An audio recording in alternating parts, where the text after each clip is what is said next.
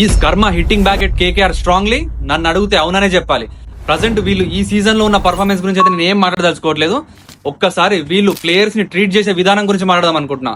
ఇది మాట్లాడాలంటే ఒక్కసారి 2024కి వెళ్దాం.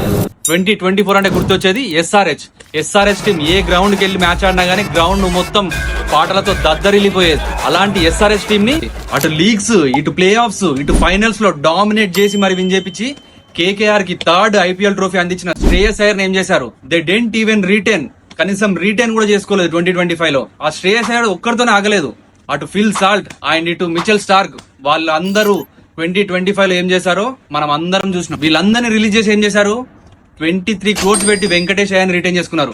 తన దగ్గర నుంచి కూడా పర్ఫార్మెన్స్ రాకపోయేసరికి తనని కూడా రిలీజ్ చేసి 2026 లో మళ్ళీ Cameron green 25 crores highest price for a foreign player ని తీసుకొచ్చారు. తన దగ్గర నుంచి పర్ఫార్మెన్స్ ఏమీ రాలేదు.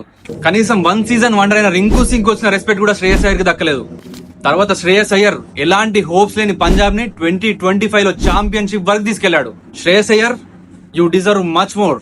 మ్యాచ్ విన్నింగ్ పర్ఫార్మెన్స్ ఇచ్చిన ప్లేయర్స్ ని రిలీజ్ చేస్తే ఎలా ఉంటుందో ఇప్పుడు కేకేఆర్ ని చూస్తే అర్థమవుతుంది. If you are new to this channel, please do subscribe.